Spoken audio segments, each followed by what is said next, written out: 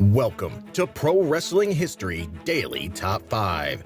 I'm your host, the eclectic gentleman, Stephen Watts, and join me as I count down the top 5 moments for this day in pro wrestling history. But before we get started, don't forget to like, share, and subscribe. And without further ado, let's get our wrestling history on. Number 5, 1959. Joseph Nicholas Patrick Hamilton Jr. is born. Better known by his ring name, Nick Patrick, he is a retired professional wrestling referee, a former referee for World Championship Wrestling and the WWE.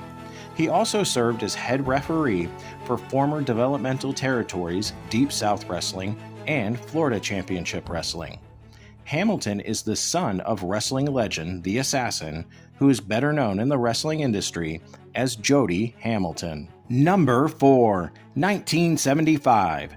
Terry Funk defeats Paul Jones in a tournament final for the vacant NWA United States heavyweight title in Greensboro, North Carolina.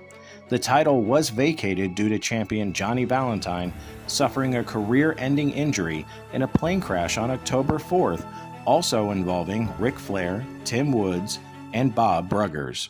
Number 3, 1956. Lou Thez defeats Whipper Billy Watson to win his second NWA World Heavyweight title. Number 2, 1970.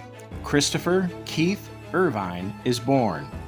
Better known by his ring name Chris Jericho, he's an American-Canadian professional wrestler and rock musician. He is currently signed to All Elite Wrestling, where he was the leader of the Jericho Appreciation Society and the Inner Circle stable. Noted for his over-the-top rock star persona, in-ring technical prowess, and his ability to reinvent his character throughout the course of his career, Jericho has been named by many journalists and industry colleagues as one of the greatest professional wrestlers of all time. Number 1, 1997. Arguably the most talked about match in wrestling history takes place at WWF Survivor Series in Montreal, Quebec, Canada.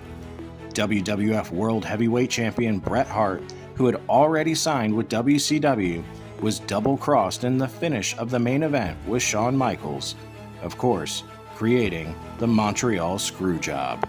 And that's our list. Make sure to comment below what you feel was the number 1 moment for this day in pro wrestling history.